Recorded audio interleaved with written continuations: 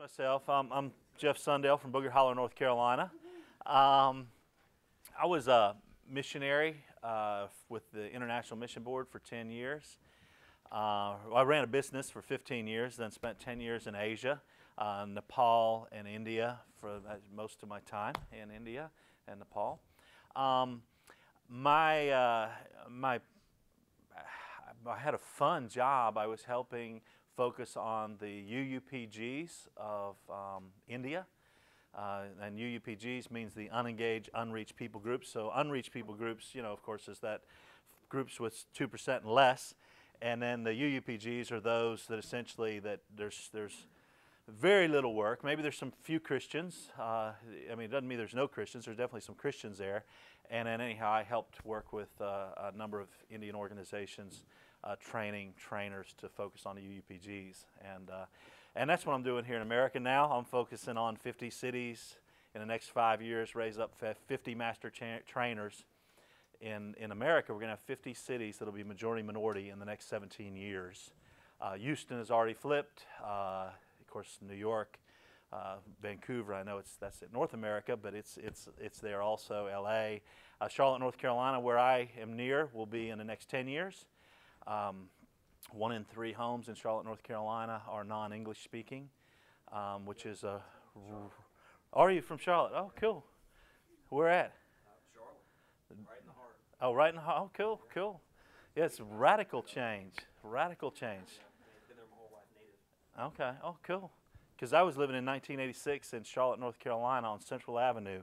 And it was when I was a blue-collar diesel mechanic, and it was Anglo African-American community, and that was it. Now you go there, and it's Africans, but not African-Americans. Africans from Congo, Uganda, and Asians, and anyhow, big change. But anyhow, so my vision, 50 cities, next 5 years, raise up 50 master trainers to focus on the UUPGs in America, I think. And probably the largest chunk is definitely India, I think even in America. South Charlotte is, you take a ride in South Charlotte, every bus stop will have 40, 50, any time of the day, folks from India. And these are very different than refugees on Central Avenue. These are, business, working at IBM, working at Bank of America, folks like that. And so it's amazing how it's changed, our nation's changed. But anyhow, that's sort of what I'm doing, who I am.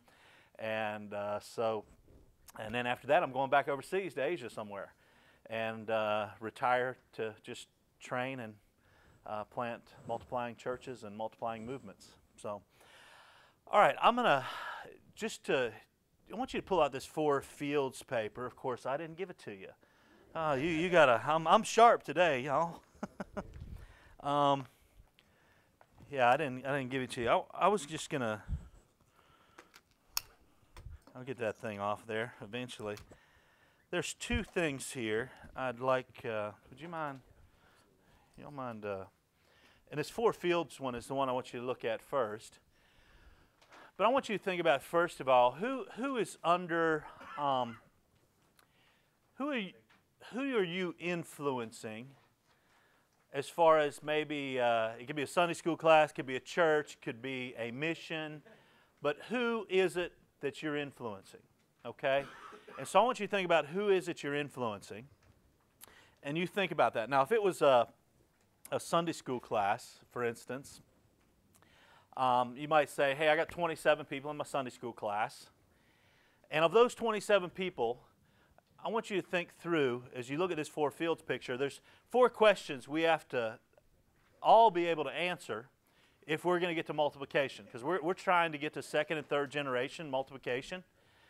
And the one thing is, we're going to go from 30,000 foot to about a 30-foot view, and we got to keep going between 30,000 feet and 30 feet to look at who is it that you're influencing, knows who to share with, so they know who to share with. They have a simple reproducing gospel presentation.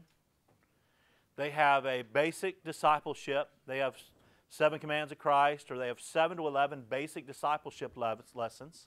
And they know how to disciple, or they have a short-term and they have a long-term discipleship.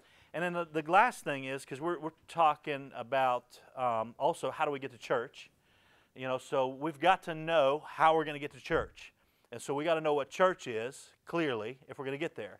And we're not only just after getting to church, because what do most people think about when they think about church? You say, especially if you ask in America. Yeah, we think of building. And so if I say church and you're sitting in this building, you're going, oh, no, we can't plant one of those, right? Because it overwhelms us when we think about that.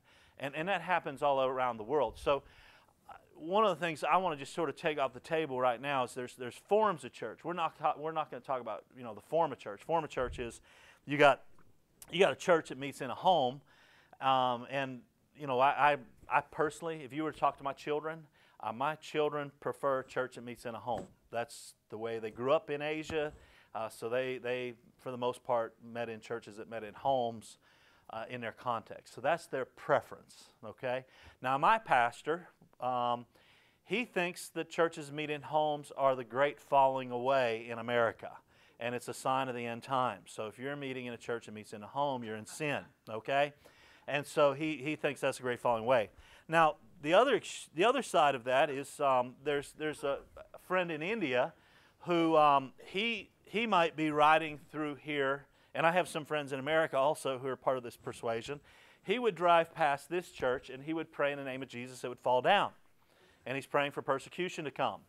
Persecution might not be bad for us, but anyhow, he's praying that. So he thinks this is an anathema and is sin. Well, the truth is somewhere in between, I think. So we don't need to be in this extreme of praying for churches to fall down, and we don't have to say this is the only way. I think God's got a lot of flexibility on the form of church. He's more worried about healthy churches. So when I say church, what we're talking about is the people under your influence, do they understand what a healthy church is? So we're trying to make sure our churches have a DNA that'll get there. So let me just try it, because I want to hit you with a little exercise right away. And I'm going to just draw this out a couple ways. But, the first question, so who do you influence? I was talking to a guy named Steve last week in Knoxville. He's a house church only guy. He's praying for church buildings to fall down. It's funny, we were in First Baptist Concord, though, that has 8,000 members doing the training, so he was really struggling. But he's got a house. He's trying to multiply house churches over in Murphy, Tennessee. And I asked him, how many of your folks know who to share with? And I think he had 27 folks in his church. So he's got 27 folks. I said, how many of them know their who? They know people far from God. They have an oikos, a sphere of influence, that where they operate daily, they could be sharing their story and sharing the gospel. And he said about 7. I said, all right, well, good. Now, if we talked about what, which is the gospel, so if you talk about in your church, how many clearly would be able to articulate some type of gospel presentation? Now, usually gospel presentation for folks mean is, oh, I went through EvangeCube training, I got that certificate, now I'm going to get Evangelism Explosion, I'm going to get that ticket, and now I'm going to get the CWT ticket over here.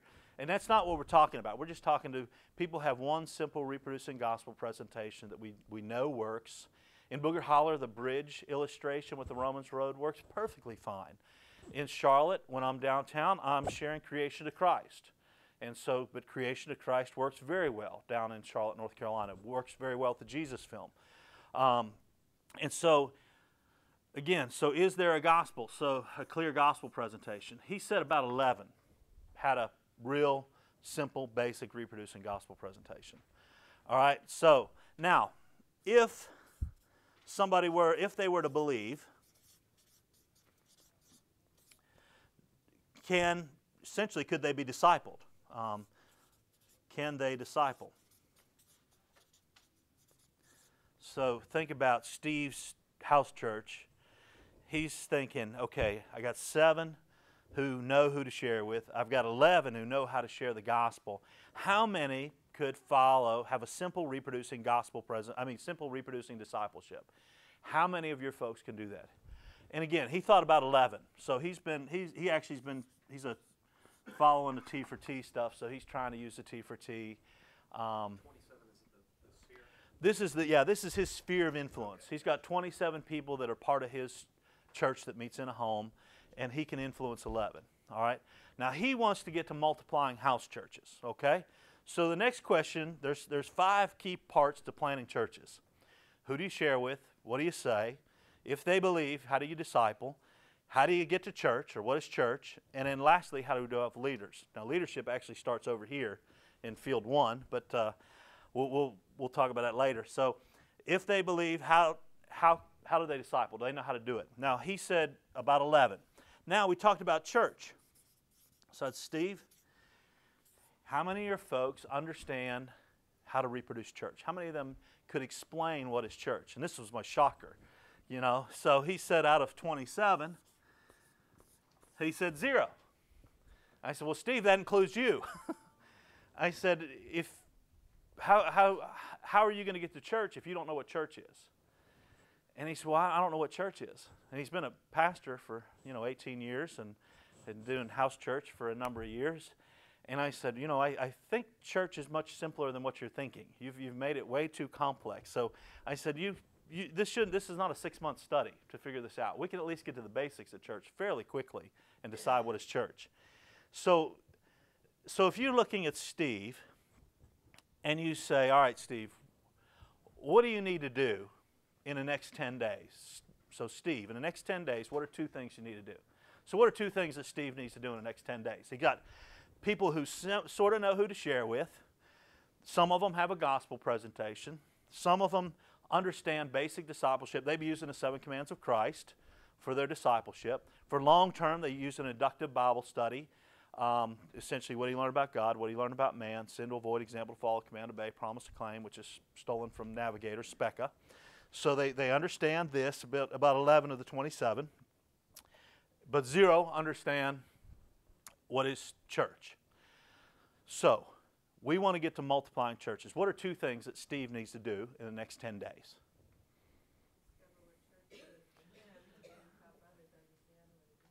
Yeah, they got to figure out what church is. So that's one huge action plan. So action plan, what is church? If you don't know where you're going, you're not going to get there. And so he's got to figure out what is church. Okay? What else would you, if you were giving Steve advice, what else other area there would you say, Steve, man, you really need to work on this area? Gospel presentation? The who? Yeah. I'll be honest with you, I'd sort of work on all 3. Because my goal on all 3 of these is I don't see there's any excuse in these first 3 things why I couldn't increase that number. We're just talking about the basics. So how many people, if you got 27 Christians, how many should know who to share the gospel with?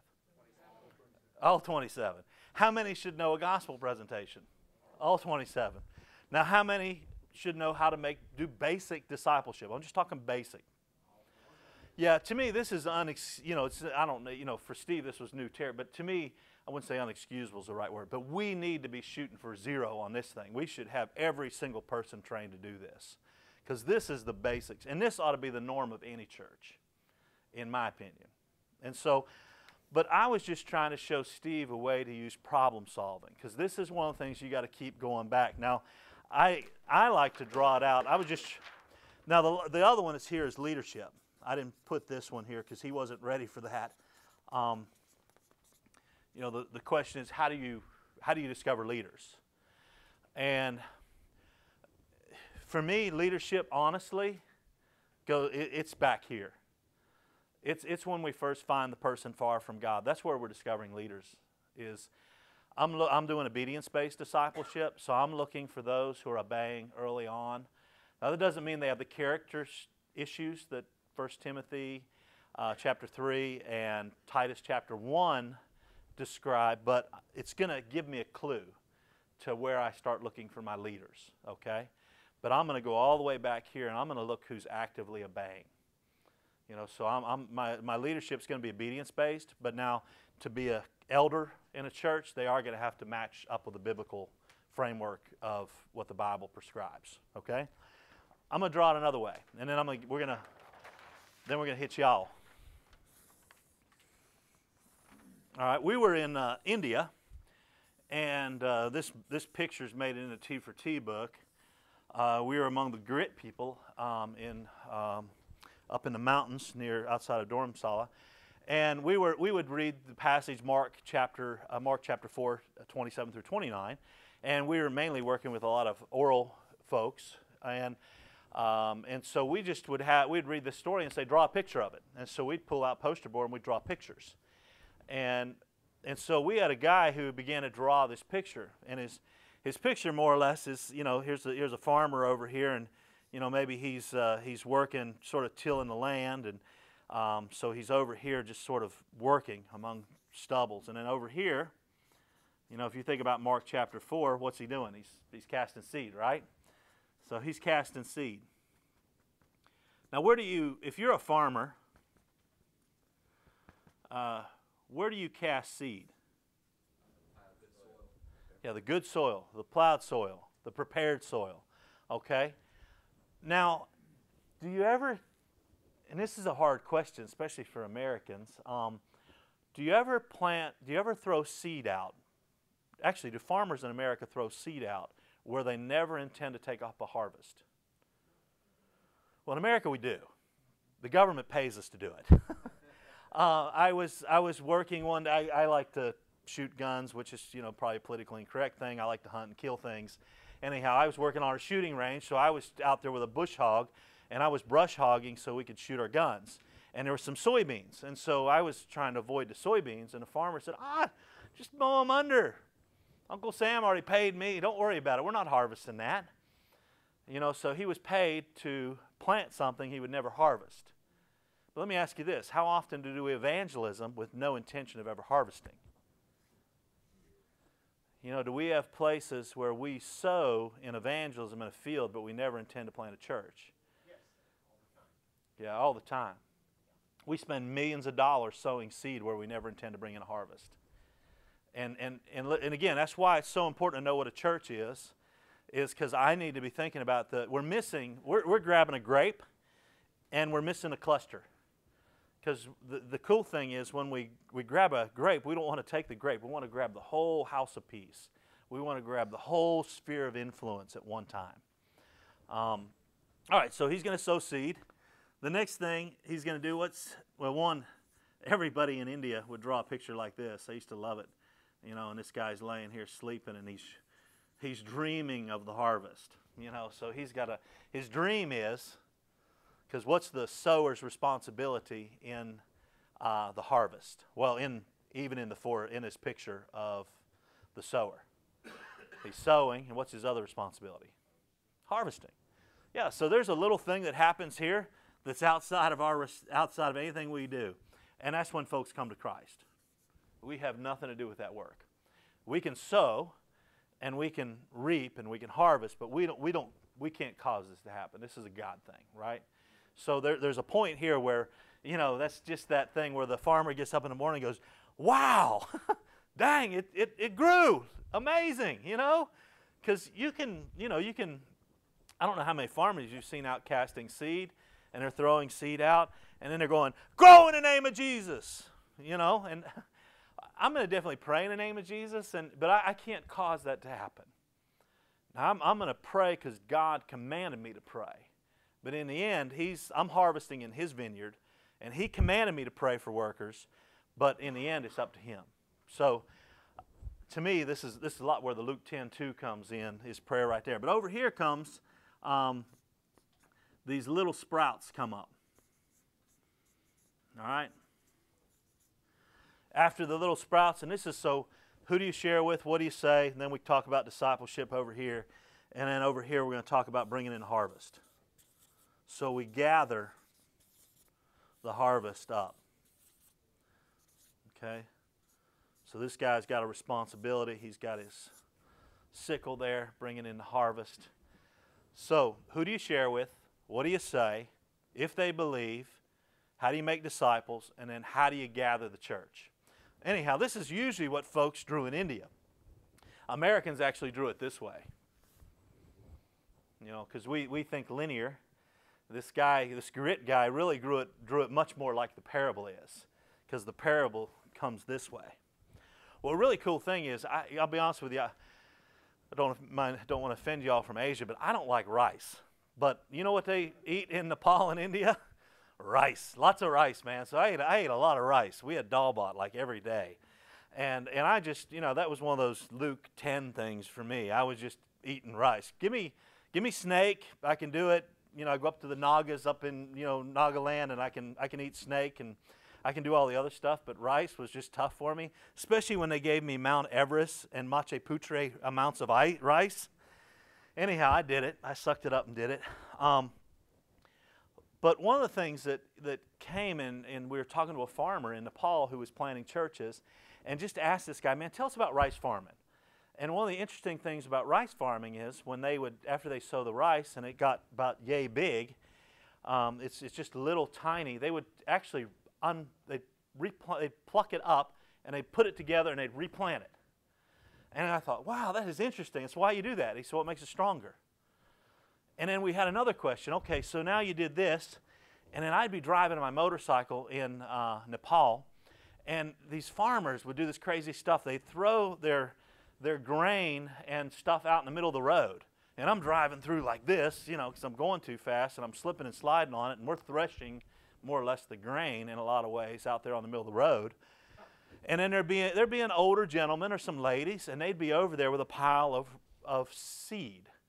And they would be sitting here, and they'd go, this seed, this seed, this seed, this seed. And so we asked him, what are you doing? He said, well, next year's harvest is dependent upon the seed. And so we have to grab the right seed so that we have next year's harvest. The other rice is what they call kanabictike, which is eating rice. So this rice we're going to eat.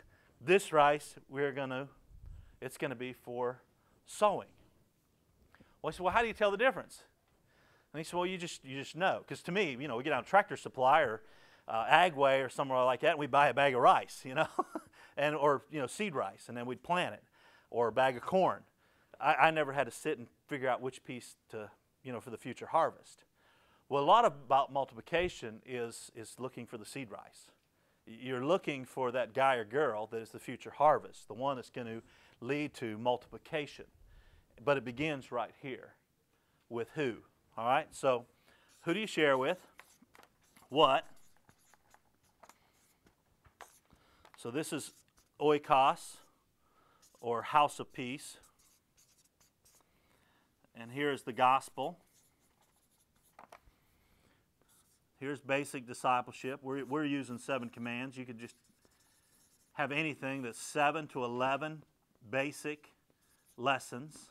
And then you have to have a long-term discipleship strategy. We happen to use something called the sword, which is stolen from Specca, which is just inductive Bible study.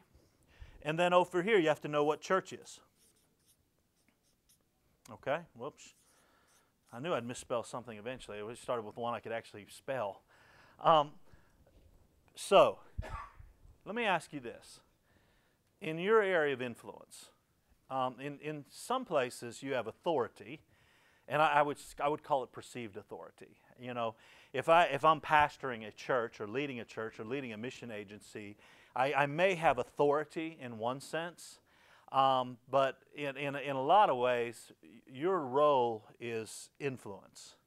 So if I got 27 people under me, how do I influence them, whether they're under my authority or not? Now, we can through straight authority say, this is what you have to do. But I've just found, boy, it's a whole lot better when people buy in because they believe this is what they need to do. Yeah, lead by example. They're owning it because I want them to own it. I want a little my Moses, my people syndrome. So that's really messy, isn't it? So look at your 4 fields picture, and I want you to think in your first quadrant with who. How many people that are under your influence know who to share with? Okay? So how many people are under your influence? I want you to write that. So Steve, it was 27. How many of those folks, they know who? They have an oikos. They have a target area where they know, maybe they have a village where they know there's no church and they're going to plant a church, but they have a clear who. So how many people do you influence, and how many actually know who they're going to share? If they were to get up tomorrow, they know who they're going to share the gospel with.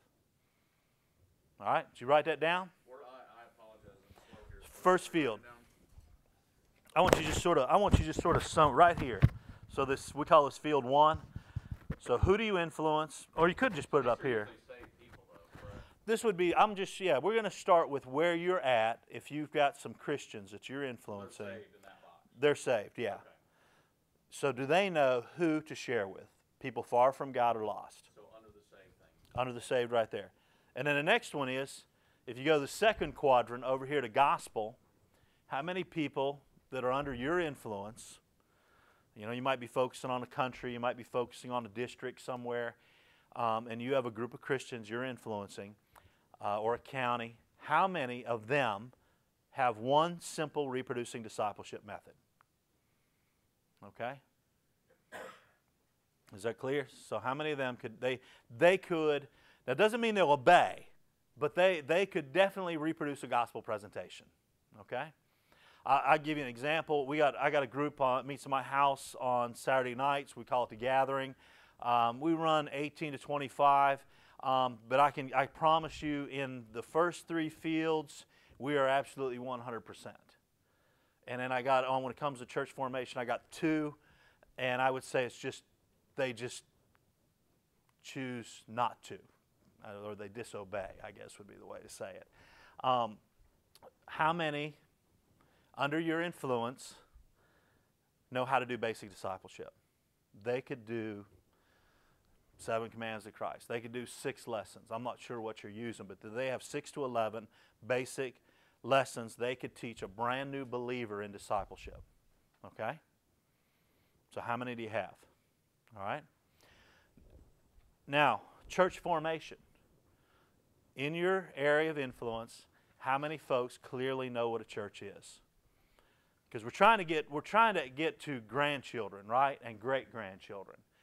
But if your children don't know, how are you going to get to grandchildren? Does that make sense? Because the one thing we always got to be thinking about is great grandchildren. So in everything we're doing, I'm thinking great grandchildren. I got 3 kids in my house, and I'm really afraid they're going back to Asia with me. They don't like America. They want to go back to Nepal and India. They just don't like America. And so I got this fear when they get out of school, they're coming back when we go to Asia. So I'm going, no, y'all got to get married. And when you get married, I want you to have kids. And I want you to have a lot of kids. Obey the command of God and be fruitful and multiply. I want you to have a lot of kids and then teach them to do the same. But you're not coming to Asia with me. I want one of you to move to Singapore, Hawaii, some good places I can visit on my trips way back or something like that. But, I don't want you coming back living with me. I want you to be out there. And I say that, because one, I am afraid. Y'all pray my kids get married and find good, godly folks. And the bottom line, I want them to walk with Jesus is all I really care about. I don't care what they do. Just walk with Jesus. But I don't want to take them back to Asia with me. I'm looking forward to this new season of my wife and I just being free to travel and train together. And I won't be by myself. So I'm looking forward to that day again. In Asia, though. They have a lot more kids over there. That's right. And I'm hoping my kids have watched that modeling, so. And I need some boys in there too. We need lots of boys. Our family's inundated with girls. We just have so many girls. But the reason I'm asking that, and I'm just, I'm joking with my kids, but it really is with my children. I want them to have children. One, there's a wonderful thing about having children. But spiritually, I got to ask the same question. I've got to ask my children to have children. And my children's children have to ask children. So every single week I'm meeting with people, I'm asking about their grandchildren. Because if you don't ever ask for grandchildren, you'll never get grandchildren. So the first place we have to start with is our children right away. Do they know who to share with? Do they know what to say? Do they know how to make disciples? Do they know what is church? And let me ask you this, and you lose a lot here. When you get into leadership, I think, of course, anybody ought to be doing field 1, 2, and 3. But we lose some people when it comes to who can lead a church, right? There's some biblical things that come in that rule some folks out. And that's the way it is. And then there's also a little thing, and I'm really shortcutting because on some of this, there's certain people who aspire to an office, so there's even another thing. There's an aspiration that, again, is going to eliminate some people. But right here, I want to say there's apes and PTs, and we're not going to have a whole lot of time to talk about this. Apes and PTs. Ephesians 4:11 and 12, I just want you to be aware of it, is what were the people that were given us? Yeah, so that the pastor could do the work of the church, right? That's what it feels like, though. You know, you only work one day a week. You know, it's, yeah, the apostles, prophets, evangelists, pastors, teachers, so that we could do what? Equip the saints to do the work. Well, the interesting thing is we have the apes, and, you know, in eating rice is good. Now, maybe for me, who don't like rice as well, I like basmati rice. But, you know, the PTs, listen, both rices are important. You have to have the pastor-teacher rice. Somebody's got to mature the saints. But we need apes. We need some apes who have a vision to go the next place. And you got to have the apes, the apostle, prophet, evangelist. They're pushing for the next place where the gospel's not been. They're out waving the flag. So we got to have both in a church. And so if you've ever been in a church and you had a pastor, my first pastor was a PT. So he was deep teaching, going to help you grow in the Lord, walk in the Lord. My next pastor is an ape. He doesn't really care if you make it. Just get you saved and get you on the boat. And then hopefully you survive, you know. But God desires us to have both. And so we got to be thinking about both of these things, all right? So let me just, would somebody be a guinea pig and just tell me how many people you have under your influence, how many know who to share with, how many know a gospel presentation, how many know a basic discipleship, and how many would know what is church?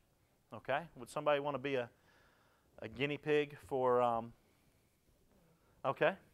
Give us a context first.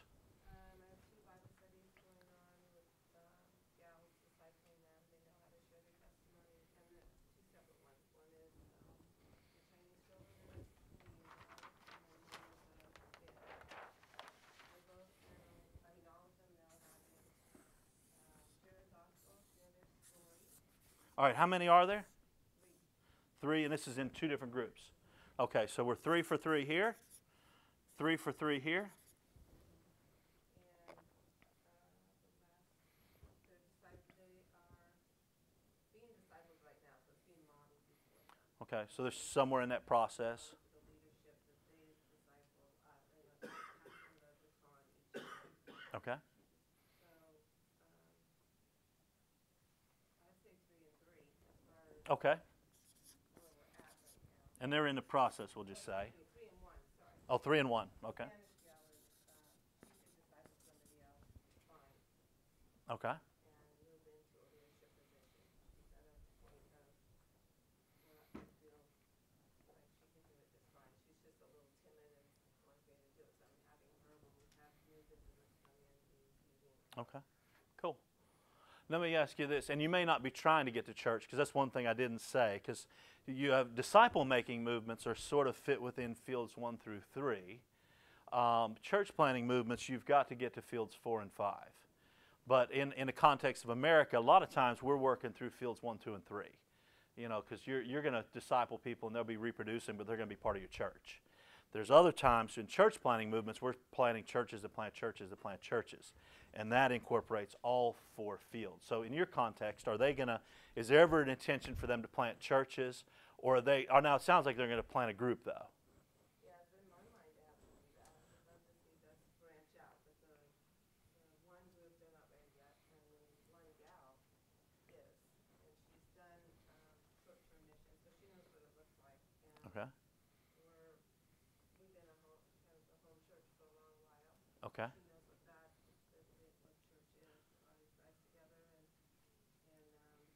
we were reaching out in that one to always be inviting people to come in. We just haven't had, they don't stay. Okay. Coming in and going Okay. in the ranks, so come more come. So right here would be 3 and 1. Now, so you are going to try and get to church. Okay. And then leadership, you feel like she would be somewhere in this process, if I'm hearing you right. She's moving in that way. All right. What would be some things? Well, we can ask this to the whole group, but what would be some of the things if you're wanting to get this group multiplying? What would be some things you need to do to bump? Let's go to say 3 and 3, just to church formation, and over here on discipleship. What would be some things that need to happen? Well, we're encouraging them to invite other people. Okay. Just to be able to allow them to do the discipleship skills, and because I think the discipleship area we need to just feel more confident. And then they would see more what a church looks like, the home church. Okay. And they're introduced to the church in the building too, but the church in the home, so start growing together. So Okay. Could the Hispanic girl define what is church, do you think? Yeah. Okay. All right. Cool. Having, especially down in those two lower quadrants, having a clearly defined reproducible system Mm-hmm. is really useful. And so if you've got a 8 or 10 week discipleship course Mm-hmm. for the lower left quadrant, that church circles exercise Mm-hmm. is really useful Mm-hmm. because it's just a very simple way for people to think through, what Yeah. else do we need to do to be a church? Yeah, and that's the article I gave that's in here is going to talk about that, and we're actually going to sort of take a look at that next. Let me ask you this: as far as your discipleship, what's your basic 7 to 11 discipleship lessons? Just quick summary. Well, we've been just studying the Bible together and taking 5 questions that I learned a long time ago through Carol Davis, and just Okay. applied that to, and having her guide us through those questions as well. Okay. Because just the 2 of us, and we have people that come in and out, we've used other discipleship tools, but then Mm-hmm. those people have moved on, and so she wanted to study the book of the Bible, so we've been studying different books that she'd like to study and taking it to deeper understanding of. Okay. Well, here's one thing I'm just going to suggest, just sort of thrown in from a coaching role. You have 7 to 11 short-term Bible studies. The more your short-term Bible studies move you towards church formation, the more likely you will get to church. Does that make sense? I mean, that's a funny little thing, but going through the book of Luke, is that important? Absolutely. It's very important. But if I'm trying to get to church, we're walking through the book of Luke right now in our long-term discipleship with some folks. It's usually what we do with our long-term discipleship strategy. It takes a long time to get through the book of Luke. And after the book of Luke, we usually go to the book of Acts, which is good.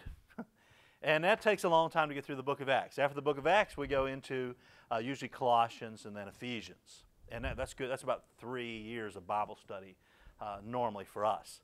But I want to get to churches that multiply. So I guess one thing I'd want to know is would it be possible to equip folks with 7 to 11 basic discipleship lessons that will move them towards church formation? So from an E3 perspective, the simple second start track, which we just introduced yesterday, is that. That's Okay. what it's designed to do. Cool. And so it's 8 lessons. The last lesson is the church circles lesson. That's what it's designed to do, to fill that slot. Yeah, and I'll just share what we're sharing, and The third block. third box. Yeah, if you can use discipleship on the short term that moves you towards church formation, this is always a plus. Now the advantage, I'm using 7 commands of Christ. You can use whatever you want, but the thing I love about the first 2, I would argue you till I die, that they're right no matter what you're using. Repent and believe in Jesus Christ is the first place you always have to start. We've got to start at salvation. This repent and believe in Christ. The second one, and we could argue about whether you're a 5-point or, however you want to do that. It doesn't matter to me. But the second one is baptism. That's the 2 first things that are very clear in the New Testament. And then we teach prayer next, That's a command of Jesus. The next one we teach is make disciples. And I have people say, well, you need to be teaching them to love God before making disciples. That's fine, change it. Boy, they're both important, loving God, loving your neighbor, loving your enemies. Prayer, boy, that's important too. So you get into these basics, and they're all important. It's really, really tough to make a decision. You just go with your gut. But the first two ought to be repent and believe, then baptism. After that, you can do it how you want. But then prayer, we're doing then discipleship. And in discipleship, we're reminding them how to share their story, who to share with, their story and Jesus' story. So we've already taught them the very week they come to Christ. Some of you were in the session before. When Mickey came to Christ, the day he came to Christ, we taught him how to share his testimony. And within the first week, he learned how to share the bridge in the Romans Road. When Chuck came to Christ, it was amazing. We taught him how to share his story, gave him an assignment to memorize the Romans Road. The next week he did it. I think about 2 weeks later he led 7 people to Christ and baptized folks. But he was immediately taught who to share with, what to say, as soon as possible. But then your short-term discipleship needs to feed into your church formation. Okay? Then you go to long-term, which is the book that you walk through the books and use the questions, some type of questions, whatever it may be, just as long as it's reproducing. Okay.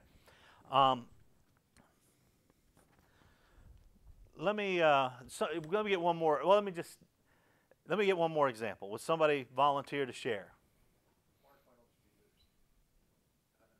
All right.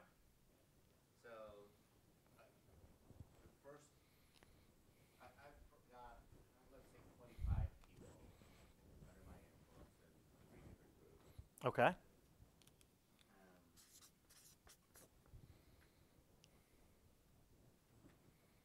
just trying to think of how to answer this, because they all know who they're supposed to share with. But they may not be doing the why part of it. Why should I do this? That's a whole different issue. But So I'll say 20 know okay. who they're supposed to share with. Okay. The how, the what to say, I'll go with 20. Okay. Systematic discipleship, 4. And actually, how to get to church, I'm going to say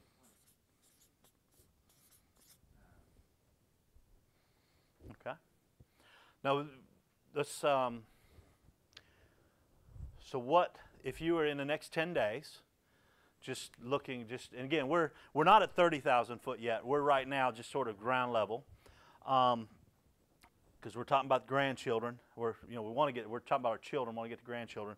What would be 2 key action plans in the next 10 days that would help increase these numbers?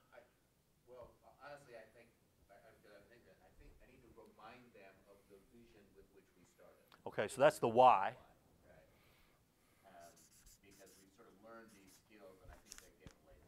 Okay.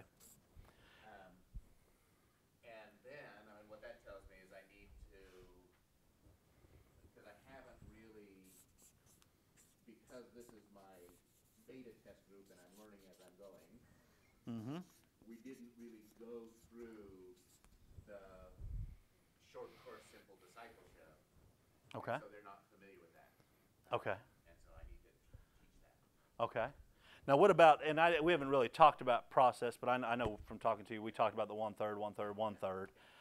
How many do you think, as far as process-wise, and that might be what you're communicating here with the 4, but how many process-wise understand? How to lead a group. Yeah. Everybody. Okay, so in the process, you're 25. Yeah. So 25 of 25. So we're just missing the basic discipleship. Yeah, the sort of systematic. The systematic eight lessons that you guys have. Okay, cool. How can you get to, if you don't mind me asking, how can you get to a point where you can lead people in the 4th block if they're not, implementing and executing the disciple? Well, because we are a church. We do church every week. We've gone through a study of what a church is. We've discussed what we needed to change to be more church-like, and they all get that. They're all real comfortable with it. So But it's multiplication, though. discipling. But I mean, really, right now, the bottleneck is they're not winning the loss, right? And so we don't have new people to put in the hopper to go through the process. Okay, okay. I'm gonna ask one. I want one more action plan. Sure. What do you do with, we can use the 3 or the 25 when you get to that, it seems like a cycle. Mm-hmm. And this seems like a fixed journey with a fixed set of people. But I don't think that's reality. I think you have people coming and going. Mm-hmm. So I need some help. How do you Well, deal with the let me give you just a real quick answer on it. Stop inviting people to your groups. Never invite, because where do we invite people to? Church. We're supposed to be inviting people to Jesus. All right. So now I'm just giving you what we're doing is we just moved from, all we did was move from, you know, a pew to a sofa, but we still have this going on. Okay? Now, if they can come to your refrigerator without asking permission, you know, they should be coming to your group. That's fine, absolutely. But there's got to be, you know, so right here, this is I'm just introducing two tools that I use. So this is my one tool. I'm trying to understand where people are at. So I'm probably agreeing with you. The why is probably, this is the first thing that wanes in with people. They get excited at first to share their story and Jesus' story, but when they don't see success right away because they think you're giving them a silver bullet, they stop doing it. And we settle back into old habits of doing what we did. It's just no longer in a pew, it's in a sofa. It's even more comfortable, you know? So we get comfortable in there, but we can't miss the living room revolution, you know?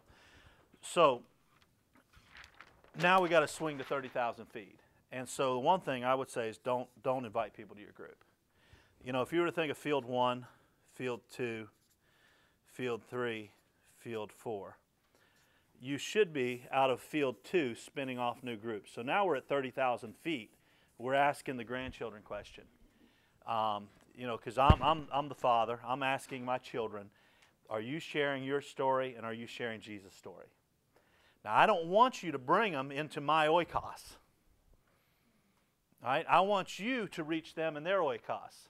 Because if I reach them in my oikos, if I bring them into my oikos, I just cut off their oikos. There are folks, one, socioeconomically, I worked real hard. I ran a business for 15 years. I built my own house. I built a nice house. There are some people in Rutherford County that I should not invite to my house. Now there's other people that are perfectly fine to be invited to my house. They fit. But when I go out into some of the community, I need to be going to their house. You know, because we live at different levels. The other thing is the beauty of the house of peace out here, because this is our house of peace. I'm going to learn how to disciple watching them. Because who's going to be in their house? They're people under their influence. So why grab a grape? All you're doing here is grabbing a grape and you're pulling the grapes in. Out here is this whole cluster of grapes. I was sharing, Clint has had 3 households in Booger Hollow, North Carolina, where the whole households have come to Christ. That's just unheard of in our area. We hadn't even really seen that till just recently, where whole 6, 7 people in a household coming to Christ. And it's blowing me away.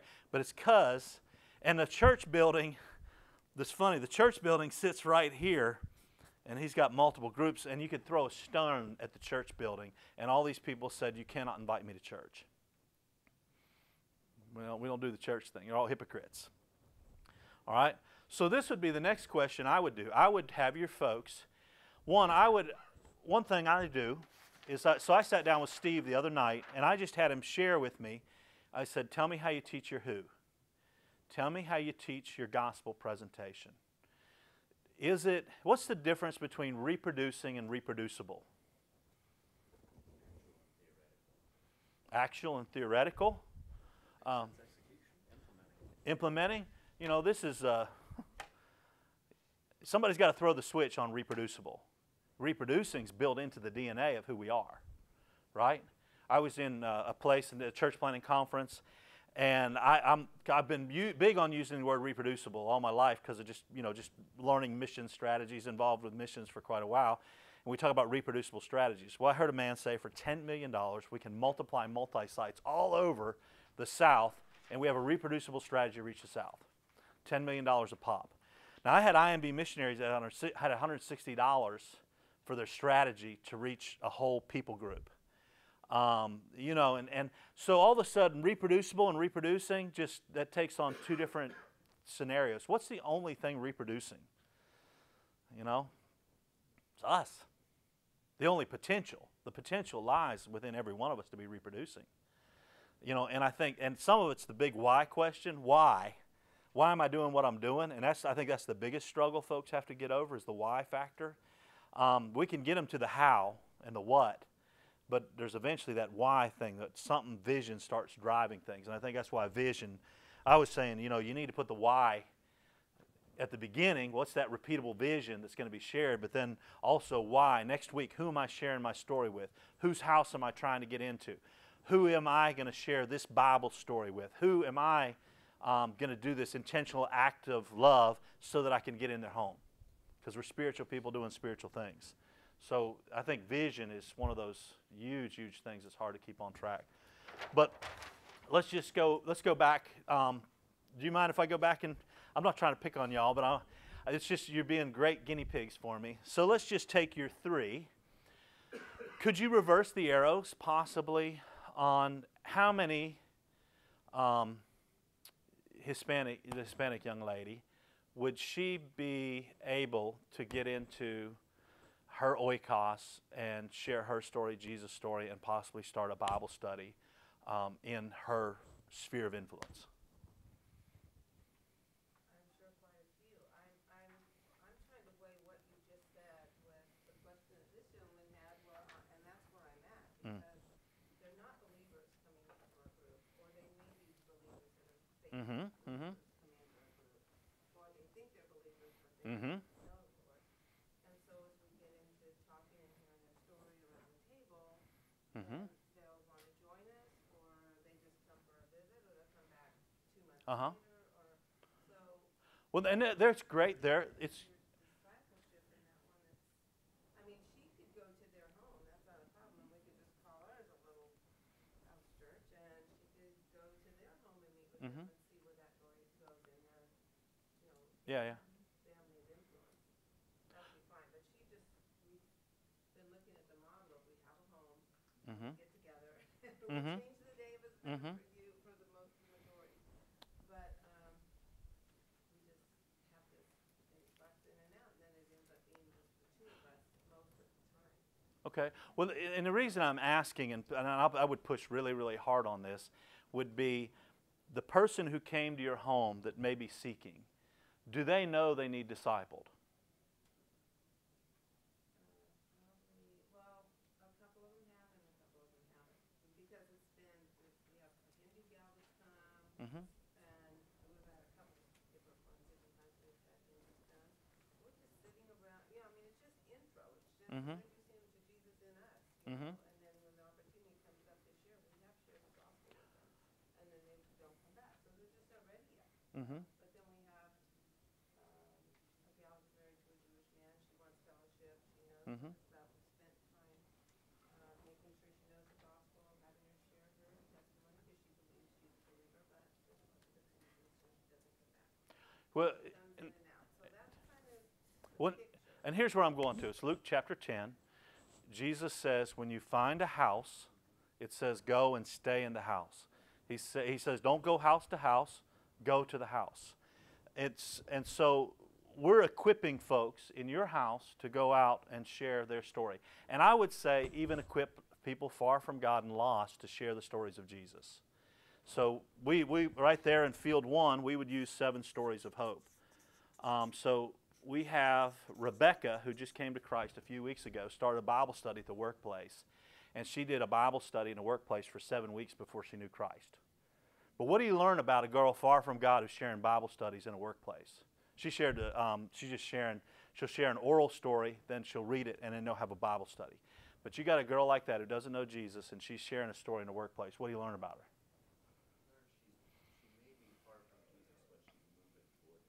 Yeah, there's something, and that's a great indicator of spiritual hunger and a great indicator of boldness. I'm looking for, in Luke chapter 8, Jesus shared the parable of the soils. In the parable of the soils, he said that there would be some folks you would find, and I think he was profiling the house of peace, that you would find 100-fold person. So I'm looking for that one that's got this something God's built into their DNA. And I'm looking for this one who's going to go out here and draw, yes, people can still come to your group, but you've got to get some people going out. Because I promise you, people do not know they need discipled. They come to your group, spiritual hunger comes, and then Satan comes and attacks them. The responsibility for making disciples is whose? Ours. Yes, Jesus commanded us to go make disciples. So we're going to go out here and make disciples in that home. Now, even if they don't know Christ, so I can be in field 1, field 2, I can have this person out attempting to share the stories in somebody else's home, even if they don't know Christ, just like Rebecca. So yes, we can invite folks, but I think that's why a lot of folks don't last in Bible studies, because Satan just comes and kills, steals, and destroys. Us going to their home, now the problem's with me. Because if I don't go, the buck stops here. I'm the one that knows they need discipled, whether it's pre-evangelism discipleship or whether it's discipleship. I'm the one who knows. So I've got to drive discipleship. And the best place to do it is in their home. Because all of a sudden, I see what they're worshiping. If it was in India, it might be an idol. In America, it might be a different type of idol, but there's an idol there. I'm going to learn what they're worshiping. I see what they're doing with their kids. They pick up a shoe and throw it at a child. Well, now I'm going to get a little discipleship strategy down the road. But I'm going to learn a lot being in somebody's home. But there's got to be... you're creating new... We've had that happen. Yeah. Like Bill Cosby said, it was like a boomerang, just going around, bam, right back into his hand. But there's huge, huge advantages of, I'm going to keep pushing out. Listen, let people come to the group, but you got to push out. So is this, I know this is like, because I hear people moving around, which probably means I'm supposed to be quitting, but this is ground level. Do people know who to share with, what to say, how to make disciples, and how to get to church? But then you got to go to 30,000 feet. Are you asking your children for grandchildren? And you've got to put some of these arrows facing out. If not, we'll never get to reproducing churches. It seems to me that this whole principle of multiplication, getting them through the quadrants here, prepares them to go out to evangelize and make disciples. But in that other illustrations, it seems that these people really don't understand the disciple in his example. So how can you get them to go out and show these people in quadrant 2 to go out, like you made in the illustration on the second page, when they don't understand what this discipleship is? Yeah. That's where And I think that's a good, let me see if I can rephrase the question. You got folks here. I think the big question you got to determine here, you got 25 people under your influence, 4 who are confident in discipleship. The question is it a confidence-competence issue, or is it an obedience issue? That's the determination you have to make. If it's an obedience issue, eventually I'm going to drive on. I'll spend 7 weeks, and if 7 weeks nobody's obedient, I'm going to move on to the next place. In Nepal, that's all the longer they'd feed me dal bhat. I was a big man. They didn't want me eating a lot of their rice. I was a nice guy for a little while. I looked like a WWF wrestler. They got rid of me. In America, we find out if it's not truly a house of peace, in about 7 weeks they pitch us out. They get rid of us. Jeff, can you take those 4? Can you take those 4 and let them each take 6, and you built your going out? You practiced your going out. And actually, that's why, and my theory has been, I don't know if it's right or not, is I just figured if they get somebody to meet with, I'll tell them what to do in the meeting. Mm-hmm. And so I had a phone call last night with my son talking about what he's going to do tonight with his group. And so those 4 are me and 3 others who are starting the group. Yeah, and I think that's the big thing is if they got the process, which you said 25 of 25 understand the process, Then as long as you keep things in sets of 7 to 11 discipleship lessons. We do 7 to 11, we do 7 Bible studies about what is church, but essentially based on that same, we just break those parts down. And then we have 7 stories of hope. So 7 stories of hope is what we do in field 1 and 2. 7 commands of Christ is field 3. 7 stories of the church is field 4.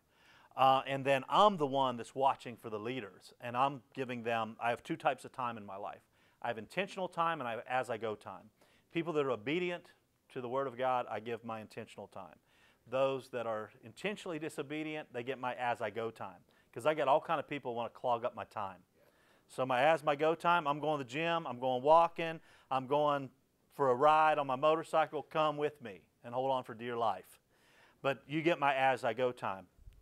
There's some folks that if they call me, Clint Harrell calls me today, I'm going to do whatever I can to get on the phone and find out what he needs. And so there's the intentional time and my as-I-go time. And that's what I do for leadership development, okay? So I hope that's probably like from a fire hydrant. So tomorrow, what do?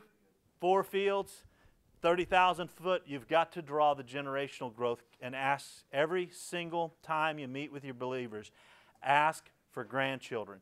Unbelievers, ask for grandchildren. Anybody who's sharing, ask for grandchildren. If you don't ask, you won't get them. And then the other thing is pray, Luke 10:2. Set your clock, pray Luke 10 that God gives us the workers. Okay? Sorry, that was it's tough to squeeze. I hope I squeezed it in. Now, did you meet my wife?